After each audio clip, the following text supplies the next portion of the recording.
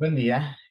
Vamos a continuar con el curso. Recordemos que nosotros nos encontramos, vamos a empezar ya la parte de separación de variables.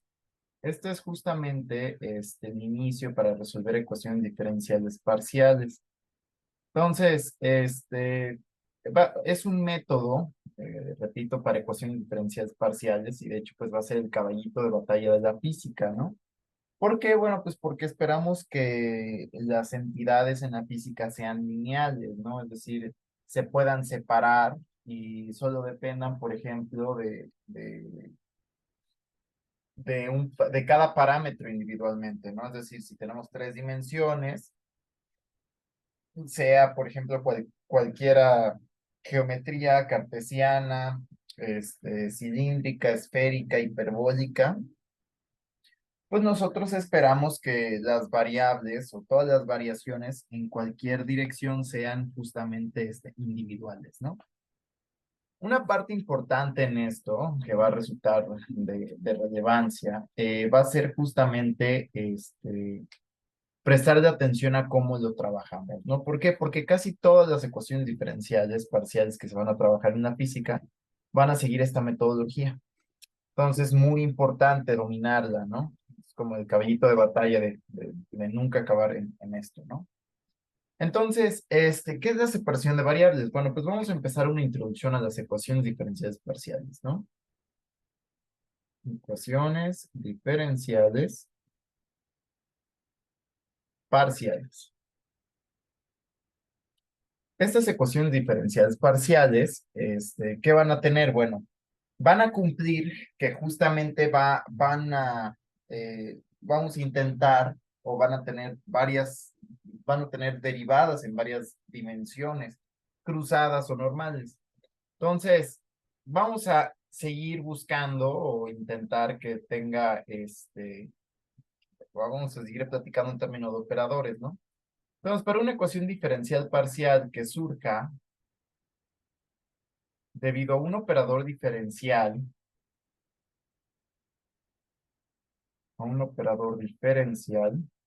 L, que contenga derivadas parciales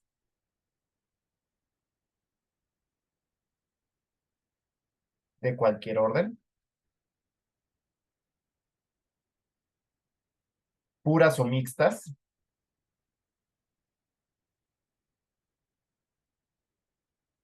de la forma. Y vamos a utilizar una letra para nuestra variable, nuestra solución. En lugar de y, vamos a utilizar psi, es muy común. De hecho, en toda la ecuación de Schrödinger, pues vamos a ver esto, ¿no? El de psi de x, y, z. ¿Y qué vamos a ver? Pues que esto es igual a un f de x, y, z, ¿no? A este, pues es la ecuación diferencial parcial. Y a este, pues, ¿cómo se le va a conocer? Si desde Green lo estamos platicando, ¿no? Si una ecuación diferencial es igual a una función f de x, a la función se le llama fuente. Es muy importante, ¿no? Muy importante. ¿Por qué? Pues porque la fuente es justamente aquel generador o lo que describe esa ecuación diferencial es el comportamiento del sistema debido a la interacción con esa fuente, ¿no? Es muy importante eso. Ahora, si L es lineal, entonces pi cumple, esta es la psi, no, nada más que me quedó muy culera. Entonces, psi cumple el principio de superposición.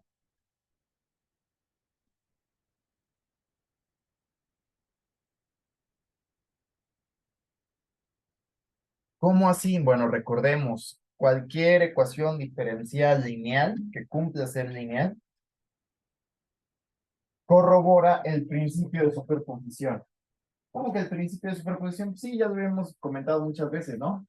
Mm, Se verifica que justamente esta fuente, pues se puede ver como la suma de muchas fuentes puntuales, ¿no?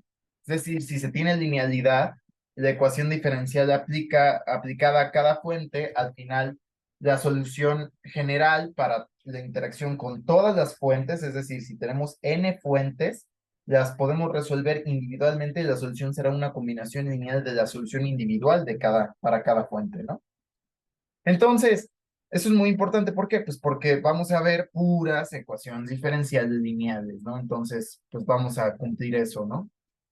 Entonces, por ejemplo, vamos a ver ejemplos, ¿no? Ejemplos de ecuaciones diferenciales, parciales que van a surgir mucho en la física, ¿no? Y pues que uno ya debe estar bien, bien chido, ¿no? O sea, ya debe ser capaz de decirlo, por ejemplo. Entonces, la número uno, pues es la ecuación de Laplace, ¿no? La ecuación de Laplace surge en muchos casos, surge en gravitación, surge en el electromagnetismo. Entonces, comprender el cómo resolver o cómo justamente entender este problema, qué tipo de ecuación es, conocerla por nombre, etcétera, etcétera. Conocer esto nos ayuda a que pues sea de una manera más metódica, ¿no? ¿Cuál es la ecuación de Laplace? Pues bueno, el laplaciano de phi igual a cero, ¿no? Muy importante. Ahora tiene una variante, ¿no? La ecuación de Laplace. ¿Qué pasa cuando a la ecuación de Laplace le pones un término fuente? Ah, bueno, pues cambia de nombre y se llama ecuación de Poisson. Acuérdate que los franceses, la OI se pronuncia como UA, entonces Poisson. Poisson. Entonces, es como los alemanes, los diptongos EU se pronuncia OI, entonces esto es Freud, OI, Euler. Bueno, por ejemplo, Einstein, pues sí, eso no tiene, pero este es el de los alemanes. Para los alemanes esto es OI, para los franceses esto es UA, ¿no? Entonces, ahí para que luego cuando escuches no te saque del rollo, ¿no? De hecho, estudio idiomas. De hecho, también vamos a ver pues la ecuación de onda. La ecuación de onda, esa tiene que estar de memoria. Justamente que nos dice el laplaciano de una función es uno entre la velocidad de onda al cuadrado por la segunda derivada de pi con respecto al t al cuadrado. Entonces, nota tú que esta ecuación de onda, pues tiene, laplaciano, pues tiene derivadas parciales en las tres direcciones espaciales. Y esta es una derivada temporal, ¿no? Entonces, esta es una onda que se propaga en tres dimensiones, por ejemplo, una onda esférica. Cuando estamos hablando, nosotros propagamos ondas esféricas. Entonces, ¿cuál sería esta velocidad? Pues la velocidad de la luz, digo, el sonido, ¿no? La velocidad. Entonces, ¿qué pasa? ¿Qué pasa si nosotros le quitamos? Porque si tú notas, estas tienen segundas derivadas. ¿Qué pasa si le quitamos una derivada al tiempo? Es decir, si ponemos el laplaciano de pi igual a, digamos, uno en alfa por la parcial de pi con respecto de t. Bueno, pues esto se llama ecuación de difusión. Siempre que tú veas segundas derivadas espaciales y una derivada temporal, es una difusión. ¿Cómo que una difusión, Andrés? Sí, por ejemplo, los cambios de concentración en termodinámica forman una ecuación de difusión. Es decir, por ejemplo, aquí tienes tres partes de algo y aquí tienes muchísimas, ¿no? Entonces, ¿qué pasa? Y esto lo vas a volver, esto se vuelve a ver mucho en cuántica. Cuando tú tienes, por ejemplo, una difusión de probabilidad, ¿no? Entonces, la probabilidad de encontrar un electrón en una nube, pues se empieza a difundir y se comporta de esta manera. ¿Qué pasa? Aquí tienes poca concentración, aquí tienes mucha, entonces, ¿qué hace la naturaleza? Ah, difúndete, perro. Entonces, todas las partículas buscan el equilibrio, ¿no? El equilibrio homostático, se le dice. Entonces, hay que notar pues esta parte especial. ¿Por qué? Pues porque es lo que nos va a ayudar de una vez a ver, ¿no? Como físicos, pues nosotros tenemos que ser capaces de luego identificar los procesos con la ecuación característica. Entonces, ay, qué menso, ¿no? La ecuación de Poisson no la puse por alguna extraña razón. Es menos 4 pi rho o alguna fuente, ¿no? Este es, por ejemplo, del electromagnetismo, ¿no? El potencial electromagnético es generado por la densidad superficial de carga, la densidad volumétrica de carga, ¿no? Aquí es, por ejemplo, cómo se comporta la onda en el vacío, por ejemplo. La ecuación de onda, pues es una onda. Todas estas son lineales, ¿eh? Todas estas son lineales. La difusión, la ecuación de onda, la ecuación de Laplace, la ecuación de Poisson. Entonces, todo este tipo de cositas como físicos tenemos que saberlo, ¿no? O sea, ya sabemos cómo se va a comportar una onda, sabemos cómo se va a comportar una difusión, qué es una ecuación de Poisson, y aún faltan dos más. Entonces, nota tú que esta pues es una difusión dependiente del tiempo, ¿no? Pero puede ser independiente del tiempo. Entonces, la ecuación de difusión independiente del tiempo,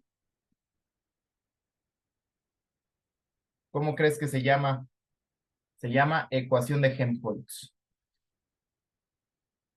La ecuación de Helmholtz es una ecuación de difusión independiente del tiempo, es decir, varía a una tasa constante, es decir, el cambio de concentraciones depende o pasa a una tasa constante y pues eso está chido, ¿no? ¿Por qué? Pues porque al tener aquí una derivada en el tiempo, aquí nota que tienes tres dimensiones espaciales y aquí una temporal.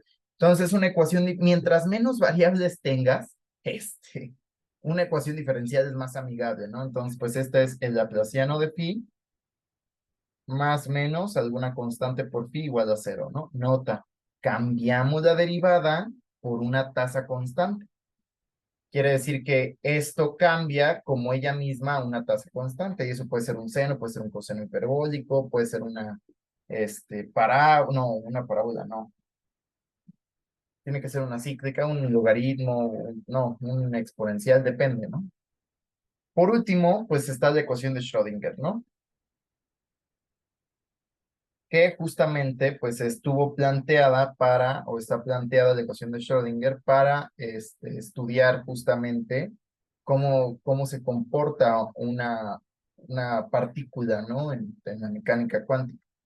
¿Qué nos dice? Pues esto es menos h barra cuadrada entre 2m, el laplaciano de phi, más un potencial por phi, igual a i h barra, la parcial de phi con respecto al tiempo. Nota tú que si no tuviéramos esta madre, sería una ecuación de difusión. ¿Estás de acuerdo? Sería una ecuación de difusión, de hecho. Entonces, la ecuación de Schrödinger al tener un potencial es totalmente diferente, porque quiere decir que aquí hay una interacción energética. De hecho, esto lo puedes ver como la energía cinética y esto es la energía potencial. Entonces, esto es como un hamiltoniano, esto en mecánica cuántica. Vas a ver que lo expresan así. Que es el hamiltoniano si factorizas esto, ¿no? Entonces, pues de aquí ves que el hamiltoniano, pues ¿quién es? Menos i menos h barra al cuadrado entre 2m laplaciano más el potencial. Entonces, pues esto es sumamente importante. ¿Por qué? Pues porque de aquí podemos sacar muchas cosas. Ahora, ¿qué va a pasar? Bueno, nosotros vamos a querer justamente clasificar, ¿no? Entonces vamos a ver clasificación de las CDPs, ¿no? Entonces, digamos, vamos a tener solo dos variables, ¿no? Vamos a tener dos variables.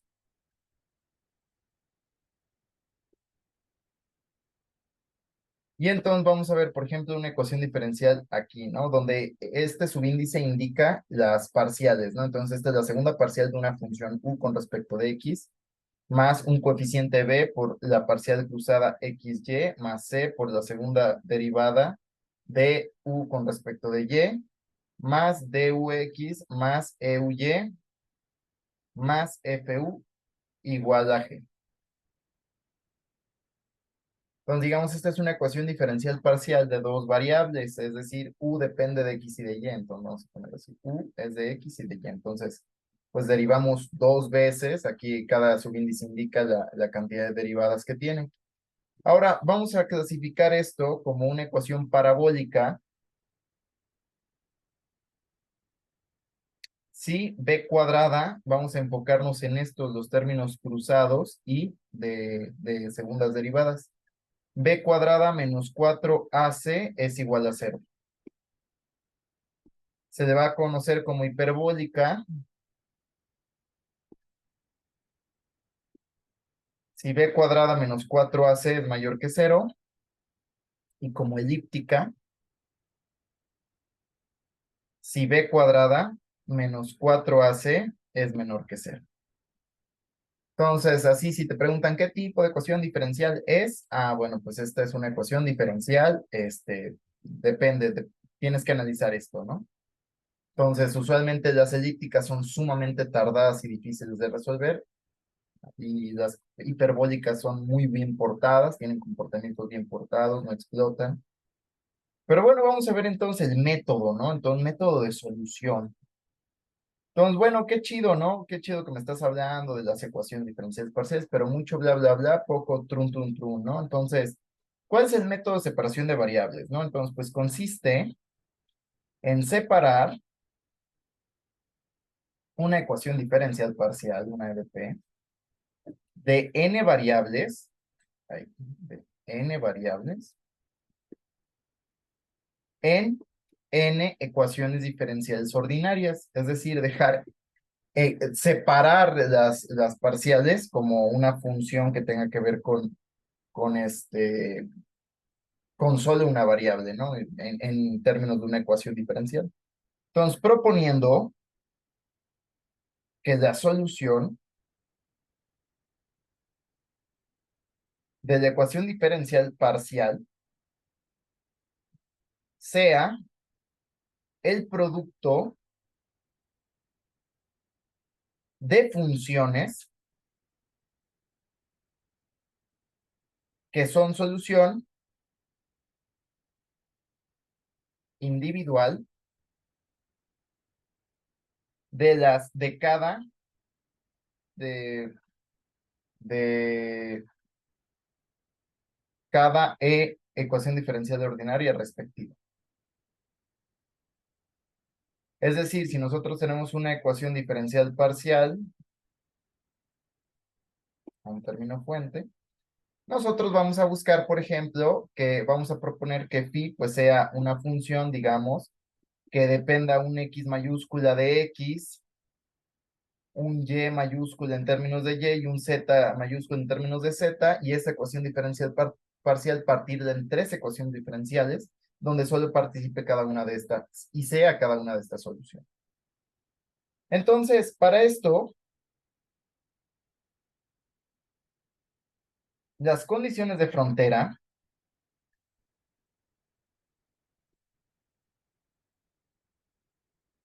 deben poderse separar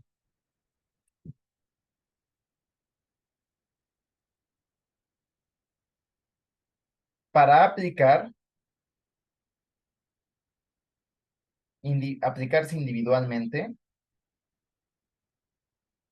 a cada ecuación diferencial. Entonces, si te dan unas condiciones de frontera, las tienes que separar para poder hacer esto, ¿no? Entonces, el método inicia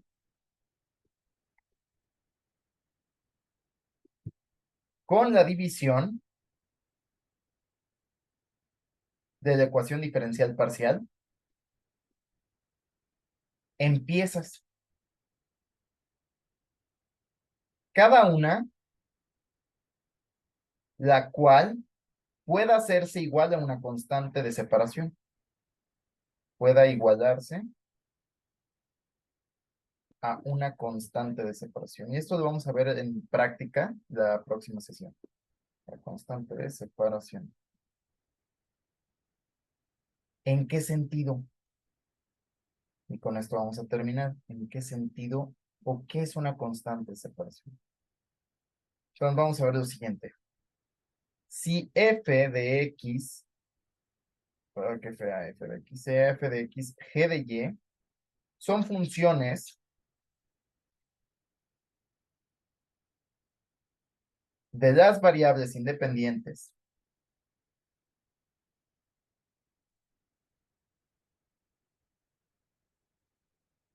x y y respectivamente,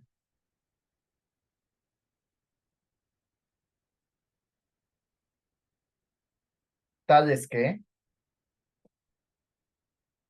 f de x es igual a g de y para todo x y y, entonces, ¿qué pasa? Bueno, pues f de x y g de x y g de y son constantes. ¿Cómo, André? ¿De dónde se ve? Bueno, pues esto está facilísimo, ¿no? Tomemos la parcial con respecto de x de esta igualdad. La parcial de f con respecto de x, ¿a qué será igual? La parcial de g con respecto de x. Pero ¿qué pasa? G solo depende de y, entonces esto es cero. La parcial de f con respecto de x es cero. F tiene que ser una constante. Y aplicamos lo mismo. Vamos a derivar g con respecto de y. Pues que esto sería lo mismo que la parcial de f con respecto de y. ¿Y cuánto valdría esto? Cero también. G tiene que ser una constante. Entonces, este es como que el método importantísimo, ¿no? O sea, prestarle sumamente atención a esto. ¿Por qué? Porque este, esto nos proporciona un método si nosotros separamos la ecuación diferencial de tal manera que en un lado quede todo en términos de una variable y el otro lado en términos de otro, bueno, pues forzosamente tiene que ser esa ecuación diferencial de una constante. Y eso va a ser como que el truco, ¿vale? Entonces, la práctica la vamos a poner en la siguiente sesión. Cambio y fuera.